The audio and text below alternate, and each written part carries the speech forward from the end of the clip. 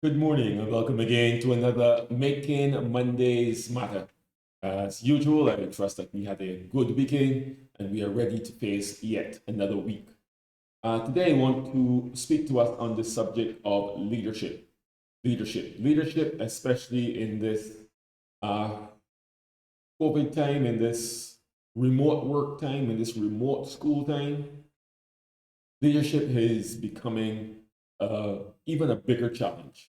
Leadership has always been challenging at some level.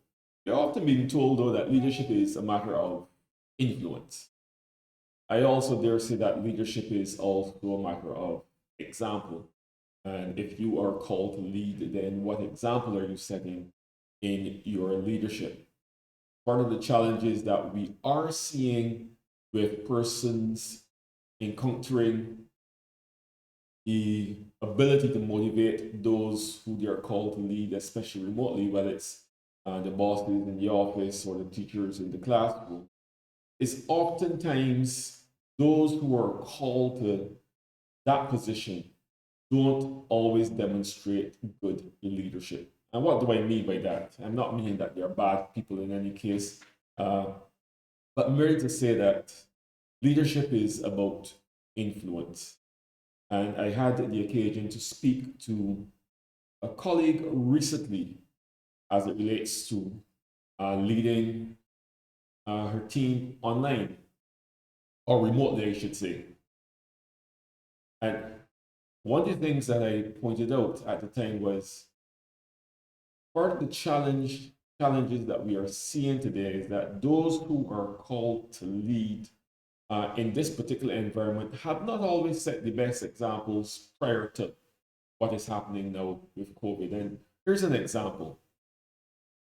With the online world and the Zooms and Teams and all the other web conferencing and collaboration platforms, you are often setting meeting times. And many times meetings are delayed for 5, 10, 15 minutes even before they get started because key persons have not yet logged on. And sometimes this can irritate those who are called to lead and the bosses. But I asked the question before COVID, before all these online meetings, were you yourself demonstrating a practice of timeliness? Were you cognizant of other people's time and took the decision to make it a priority before? And I know I'm speaking about the example that you set before in showing up on time. If the answer is no, then the challenge that you are facing now is now that you are not present in a physical office setting, those who you are called to lead, remember this. And because you are not there to look over their shoulder, they can often be a little bit lax in carrying out some of the things that they ought to. And this also is seen in the classroom, and we hear teachers complain about this. I mean, it was challenging before having to deal with diverse personalities in the classroom, but now you are not physically in the classroom and you're only asking persons to log on.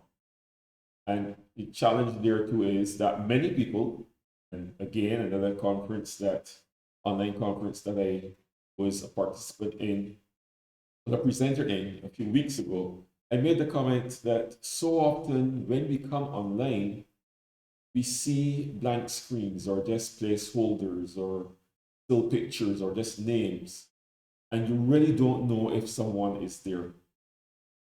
I know teachers have been experiencing this in various formats throughout this lockdown period where schools were not physically in session. I say to them, if you yourself want to ensure that persons are present, then you need to also allow your presence to be felt. If you are having just a brief meeting, I'm not even talking presentation now, turn your camera on and ask, or even insist if you have the authority to that other persons have their cameras on. And here is part of the reason too that I would have said this at the time. If we were having a physical meeting in a boardroom, then each person is physically present and we can each see each other's faces and the reactions that we can have when discussing particular issues. Being able to see another person's face during a discussion, especially a deep discussion or important discussion, is significant. Those who are into communication would tell you that the nonverbal cues at times are more important than actually what is being said. And so, if we are going to be cutting these out and not allowing persons to see our faces, then you can see that a lot of the message is being lost. So, as leaders, we need to model this kind of behavior, that we are more transparent, that as we approach those who we are called to lead, that they are seeing the authentic you as the leader, so that they too can also be authentic in their responses. So leadership is about influence, yes, but it's more about example. And it's even more important, as I have been saying all morning, it's more important, especially in this virtual space. So are we setting the best example as leaders? So I encourage us that as we go forward into this week, let us be positive leaders, let us be influential leaders, let us be setting the right example to those who are looking to us for leadership. And until next Monday, go out and be the leader that you are called to be. This is David Ince for Living Successfully Inc. Those of you who are joining me on my YouTube channel, I encourage you to like, subscribe, and hit the notification bell so that when new content comes out, you are made aware. Have a wonderful day.